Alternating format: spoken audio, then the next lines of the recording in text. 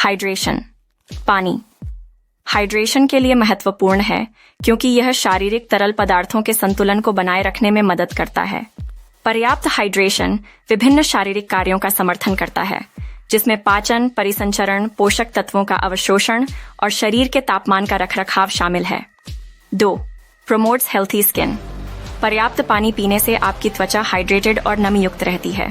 Proper hydration अधिक चमकदार रंगत में योगदान कर सकता है और झुर्रियों और महीन रेखाओं की उपस्थिति को कम कर सकता है। 3. किडनी के कार्य में सहायता करता है। पानी मूत्र के माध्यम से शरीर से अपशिष्ट और विषाक्त पदार्थों को बाहर निकालने में महत्वपूर्ण भूमिका निभाता है। पर्याप्त पानी का सेवन गुर्दे की पत्थरी को रोकने और गुर्दे के इष्टतम कार्य को समर्थन देने में मदद कर सकता है। 4. पाचन में सहायता। पानी भोजन के पाचन और अवशोषण के लिए आवश्यक है।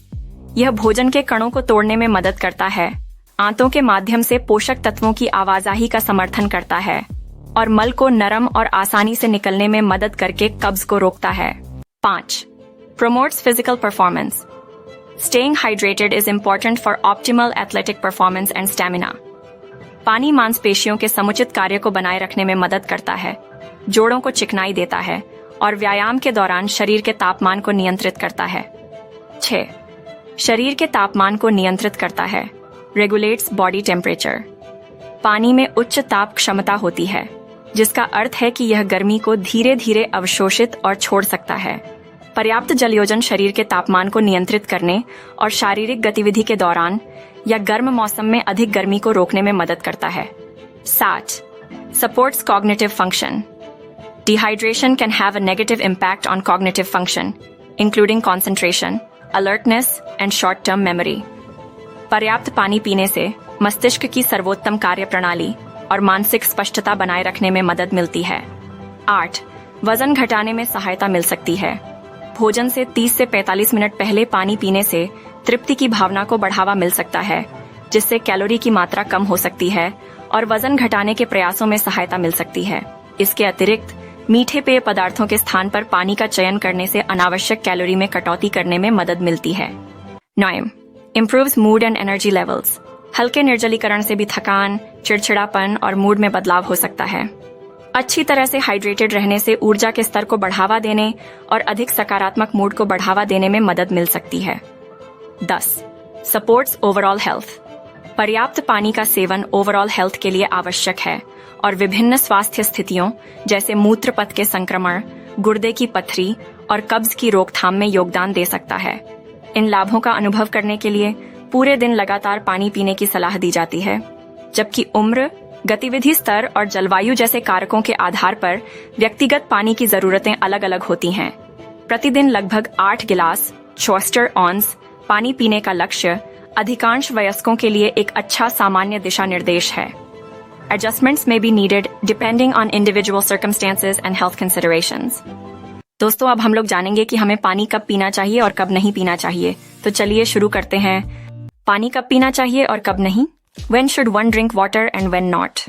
हाइड्रेशन एंड ओवरऑल हेल्थ को बनाए रखने के लिए यह समझना महत्वपूर्ण है कि पानी का सेवन कब करना है और पानी के सेवन के बारे में कब सतर्क रहना है। आज हम इस बारे में विस्तृत से जानेंगे कि कब पानी पीना चाहिए और कब अपने सेवन का ध्यान रखना चाहिए। तो सबसे पहले जान लेते हैं कि पानी का सेवन कब करें। 1. जागने पर, अपॉन वेकिंग अप। सुबह सबसे पहले पानी पीने से घंटों की नींद के बाद आपके शरीर को पुनः हाइड्रेट करने में मदद मिलती है। ये आपके मेटाबॉलिज्म को सक्रिय करता है और विषाक्त पदार्थों को बाहर निकालने में मदद कर सकता है। 2. भोजन से पहले, बिफोर मील्स। भोजन से 30 से 45 मिनट पहले पानी का सेवन आपके पेट को भोजन के लिए तैयार करके पाचन में सहायता कर सकता है। यह तृप्ति की भावना को बढ़ावा देकर अधिक खाने से रोकने में भी मदद कर सकता है। 3. भोजन के दौरान। भोजन के दौरान थोड़ा पानी पीने से भोजन को चबाने निगलने में मदद मिल सकती है। यदि आपको बिना पानी पिए भोजन को खा सकते हैं तो पानी पीने की जरूरत नहीं है, तो यह पाचन में भी मदद कर सकता है और भोजन को नरम करके कब्ज को रोक सकता है। 4. व्यायाम से पहले, दौरान और बाद में। शारीरिक गतिविधि के दौरान निर्जलीकरण को रोकने के लिए व्यायाम से पहले हाइड्रेट करें। एनचिकी वर्कआउट के दौरान पसीने से निकलने वाले तरल पदार्थ की पूर्ति के लिए पानी पिएं। फिर व्यायाम के बाद मांसपेशियों की रिकवरी और मरम्मत में मदद के लिए पुनः हाइड्रेट करें। 5. गर्म मौसम या उच्च आर्द्रता में। हाइड्रेशन और गर्मी से संबंधित बीमारियों को रोकने के लिए गर्म मौसम के दौरान या उच्च आर्द्रता के संपर्क में आने पर पानी का सेवन बढ़ाएं। 6. प्यास लगने पर। प्यास आपके शरीर का संकेत है कि उसे हाइड्रेशन की आवश्यकता है। अपने शरीर की सुनें और जब भी प्यास लगे तो पानी पिएं। 7. बीमार होने पर। यदि आपको बुखार, दस्त, उल्टी है या आप किसी बीमारी से उबर रहे हैं तो निर्जलीकरण को रोकने और ठीक होने में सहायता के लिए खूब पानी पिएं। अब जानते हैं कि पानी के सेवन के बारे में कब सावधान रहें। 1. सोने से पहले। बार बार पेशाब आने के कारण आपकी नींद में होने वाले व्यवधान को रोकने के लिए सोने से ठीक पहले बड़ी मात्रा में पानी पीने से बचें। 2. भोजन के दौरान अधिक मात्रा में। हालांकि भोजन के दौरान पानी पीना ठीक है, लेकिन भोजन के दौरान तरल पदार्थों का अत्यधिक सेवन पेट में एसिड को पतला कर सकता है और पाचन में बाधा उत्पन्न कर सकता है। कम मात्रा में पीने का लक्ष्य रखें। 3. गहन व्यायाम के दौरान ड्यूरिंग इंटेंस एक्सरसाइज। हालांकि व्यायाम के दौरान हाइड्रेटेड रहना महत्वपूर्ण है, लेकिन गहन वर्कआउट के दौरान अत्यधिक पानी के सेवन से बचें, क्योंकि इससे हाइपोनेट्रेमिया, रक्त में सोडियम का निम्न स्तर और इलेक्ट्रोलाइट असंतुलन हो सकता है। 4. यदि चिकित्सकीय सलाह दी जाए। कुछ चिकित्सीय स्थितियों जैसे किडनी की समस्याएं या दिल की विफलता के लिए द्रव प्रतिबंध की आवश्यकता हो सकती है। पानी के सेवन के संबंध में अपने स्वास्थ्य सेवा प्रदाता के दिशा निर्देशों का पालन करें। 5. यदि अत्यधिक पेशाब हो रहा है। यदि आप खुद को बार बार और अत्यधिक पेशाब करते हुए पाते हैं तो यह अंतर्निहित स्वास्थ्य समस्याओं का संकेत हो सकता है। तरल पदार्थ के सेवन पर मूल्यांकन और मार्गदर्शन के लिए किसी स्वास्थ्य देखभाल पेशेवर से परामर्श लें। 6. प्यास न लगे। अगर आपको प्यास नहीं लग रही है तो अपने आप को अत्यधिक पानी पीने के लिए मजबूर करने से बचें। ओवरहाइड्रेशन से पानी का नशा हो सकता है, जो दुर्लभ मामलों में खतरनाक हो सकता है। कुल मिलाकर पानी हाइड्रेशन बनाए रखने और शारीरिक कार्यों को समर्थन देने के लिए आवश्यक है। अपने शरीर के संकेतों को सुनें, पूरे दिन नियमित रूप से पानी पिएं और व्यक्तिगत जरूरतों और परिस्थितियों के आधार पर अपने सेवन का ध्यान रखें। यदि आप अपने पानी की खपत या जलयोजन स्तर के बारे में चिंतित हैं, तो व्यक्तिगत सलाह के लिए किसी स्वास्थ्य सेवा प्रदाता से परामर्श लें। अभी तक हम लोगों ने जाना है कि पानी की वैल्यू क्या है, हमारे लिए पानी पीने का क्या फायदे होते हैं, पानी हमें कब पीना चाहिए और कब नहीं पीना चाहिए। अब हम लोग जानेंगे कि हमें कितना पानी पीना चाहिए। आपको कितना पानी पीना चाहिए यह आपकी उम्र, gender, activity level, overall health and climate सहित कई कारकों के आधार पर भिन्न हो सकता है। हालांकि एक सामान्य दिशा निर्देश ये है कि प्रतिदिन लगभग 8-10 गिलास पानी पीने का लक्ष्य रखा जाए, जो लगभग 2.5 लीटर है। आपकी जल सेवन आवश्यकताओं को निर्धारित करने में सहायता के लिए यहाँ कुछ फैक्ट्स और विचारों पर चर्चा करेंगे।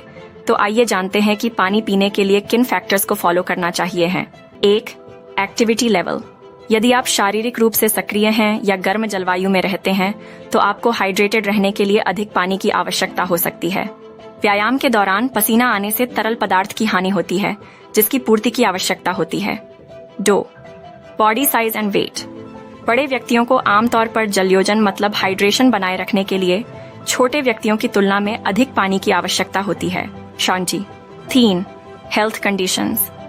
कुछ स्वास्थ्य स्थितियों जैसे कि गुर्दे की पथरी या मूत्र पथ के संक्रमण के लिए हेल्थ केयर प्रोफेशनल द्वारा पानी के सेवन में वृद्धि मतलब थोड़ा ज्यादा पानी पीने की सलाह देते हैं। 4. प्रेगनेंसी और ब्रेस्ट फीडिंग। गर्भवती या स्तनपान कराने वाली महिलाओं को इन दौरान बढ़ी हुई तरल आवश्यकताओं को पूरा करने के लिए आमतौर पर अधिक पानी की आवश्यकता होती है। 5. प्यास और मूत्र का रंग मतलब थर्स्ट एंड यूरिन कलर। अपने शरीर के संकेतों पर ध्यान दें। प्यास एक अच्छा संकेतक है कि आपको पानी पीने की जरूरत है। इसके अलावा अपने मूत्र के रंग की निगरानी करें।